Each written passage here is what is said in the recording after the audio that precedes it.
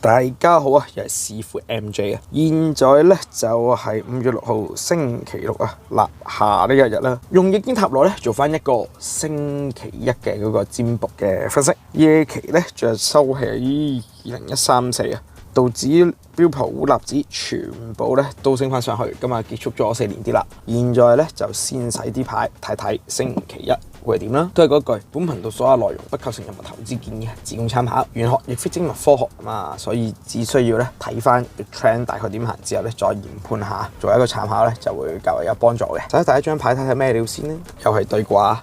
對卦呢個卦象咧，其實話緊俾大家聽啦。星期一嗰個市況可以偏向係大好大壞嘅，而呢種大好大壞嘅狀態底下咧，喺短期嘅趨勢裏邊，其實你已經開始明朗化睇到究竟佢點樣行。咁呢個睇落係咪似打乒乓波咧？可以佢係先戳咗一個高位上去，之後再向一個唔靚嘅低位進發，或者即係調翻轉都可以啦。咁但係個短期趨勢明朗出現咗，而家個短期趨勢其實係向緊上，用圖表已經睇得出㗎啦。好明顯嘅，因為上有個市又點啦，就地水星期一睇落去有一個好快見頂嘅味道出現咗，即係極速會爆咗上去先，但係爆完之後咧，佢應該會極速亦都震散翻個市落去，似乎 call 倉可能已經係諗住要做一個獲利嘅姿態，短期嘅獲利姿態，然後會唔會喺大戶嗰度開始諗緊要點樣做一個手影去吸緊啲單呢？睇埋下晝個市咧，又下晝個市咧就怪啦，生日選啊！咁生日選咧，其實你見到啦，啲理論上咧嘔翻出去，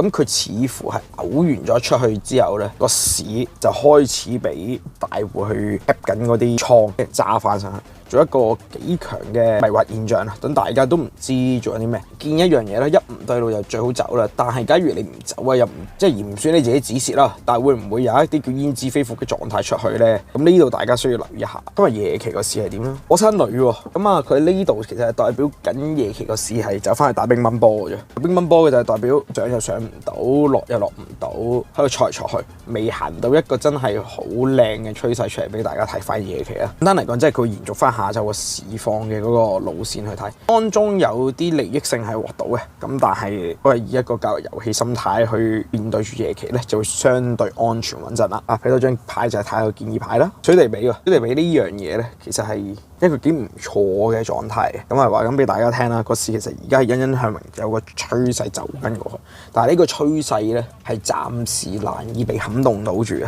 咁但係佢而且入邊中間會經過好多麻煩嘅，點樣走到落去嗰個目的地咧，嗰個價位咧，我估唔會係1至3日內會做到嘅事咯。好，去到呢度呢個位咧，咁啊做晒成個嘅占卜練習啦。都係嗰句，咁頻道所有內容不構成任何投資建議，只供參考。而玄學亦都並非精密科學。記住，你手頭上所有嘅產品啊，都可以急升或者急跌啊。最緊要用翻你自己嘅技術分析去留意清楚究竟點樣行。都係嗰句，祝大家 happy trading。咁我哋就下次再見啦，拜拜。